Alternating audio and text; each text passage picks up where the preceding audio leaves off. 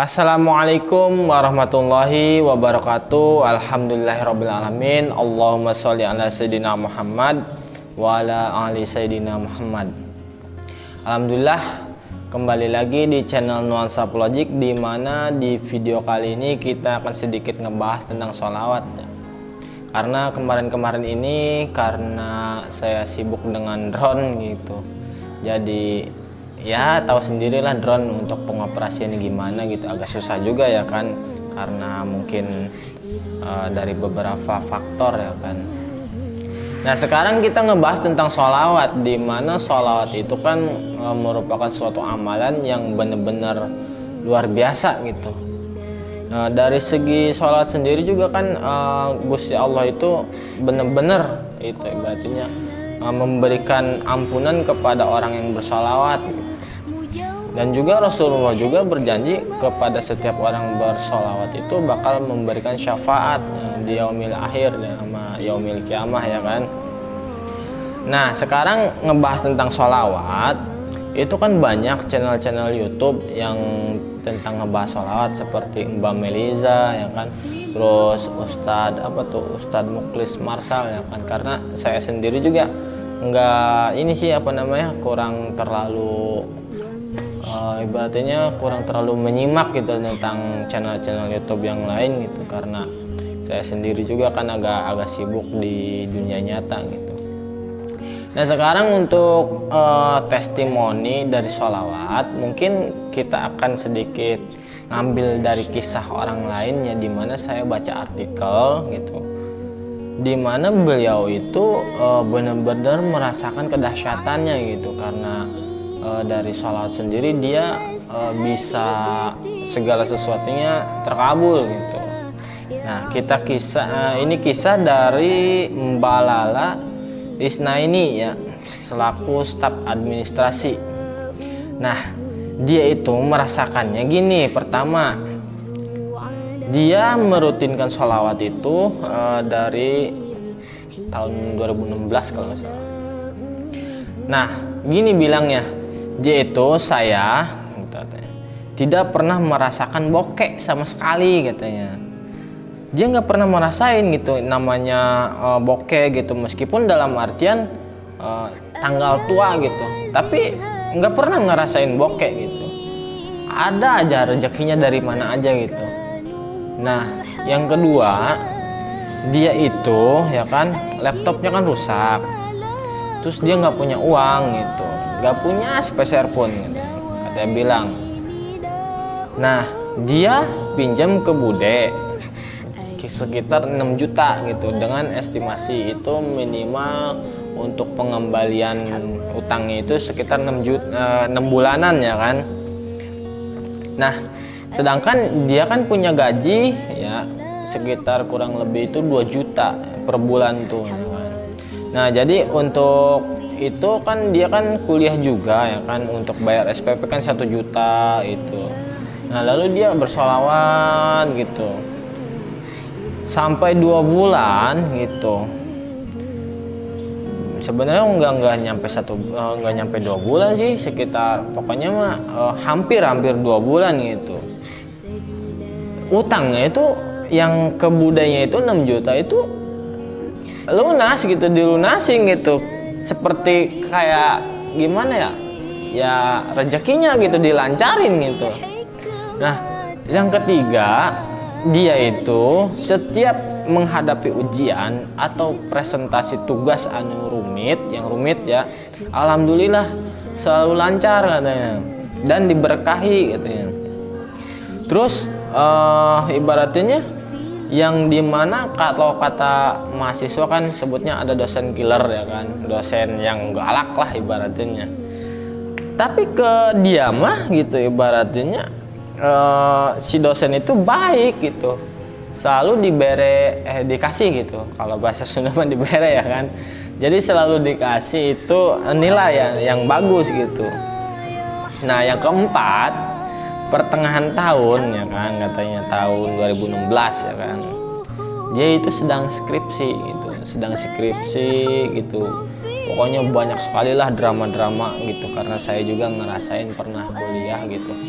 karena saya mah nggak nyampe lulus gitu, karena cuma nyampe semester 4 aja sih gitu. Jadi karena duitnya nggak ada gitu. Nah di situ ya kan si Mbak Lala ini dia ya kan, dia bener-bener sempet down sih saat ngerjain skripsi juga gitu, sempet down. Lalu dia sholawat aja terus, sholawat gitu, terus dikencengin tuh sholawatnya pas menjelang sidang skripsi tuh. Dan alhamdulillah katanya dia dapetin nilai A gitu dan lulus tepat waktu, kurang lebih 3,5 tahun katanya. Nah selain itu ya, yang kelima, jadi si Mbak ini setiap sholawat gitu, setiap sholawat dia itu ngerasain ketenangan hati gitu. Ya kata saya di video-video kemarin gitu, karena pertama kan hati itu harus tenang ya kan, nanti juga pikiran bakal jernih ke depannya ya kan, buat ngelangkah apapun gitu, buat ngambil tindakan gitu. Jadi si sholawat ini ketika kita punya hajat atau sesuatu gitu, pertama oleh Allah gitu ditenangin dulu hatinya gitu. Jadi ketika menghadapi sesuatu tuh ya alhamdulillah tenang, bisa ngambil sesuatu tindakan yang benar-benar jernih gitu pikirannya. Nah dari kisah Mbak Lala sendiri gitu juga ada juga kisah lain gitu, kalian juga pasti pernah dengar gitu, dimana kisah ada seorang raja sama kisah seorang orang pakir gitu. Kalian juga pasti pernah dengar ya kan, dimana si raja ini kan orangnya suka bersolawat ke Kanjeng Nabi ya kan. Nah si raja ini setiap musim gugur katanya, dia itu selalu ngebagiin pakaian gitu untuk para kaum muslimin non muslimat sama orang-orang fakir gitu. Dia itu ngebagiin sekitar 10.000 pakaian gitu. Nah di sini si orang fakir ini dia itu ibaratnya bersolawat ke Kanjeng Nabi gitu. Si raja juga bersolawat, si fakir juga bersolawat ke Kanjeng Nabi. Lalu si fakir itu beliau bermimpi gitu sama Kanjeng Nabi gitu, lalu supaya menemui raja pada saat musim gugur. Lalu bilang ke raja itu katanya, si ini katanya apa nama, minta 500 dirham atas nama saya gitu, kata Kanjeng Nabi gitu ya kan. Nah di situ si fakir itu menemui Kanjeng Nabi gitu, menemui raja. Si raja itu ya kan, nah ditemuin tuh sama fakir itu. Si fakir itu menyampaikan apa yang disampaikan Nabi gitu. Dia katanya bilang gini, si raja itu kan biasanya bersolawat. Nah pas malam apa tuh dia nggak bersolawat ke Kanjeng Nabi, biasanya kan dia bersolawat tiap hari katanya. Nah dari situ si fakir itu suruh meminta sama Nabi ke raja itu 500 dirham kata.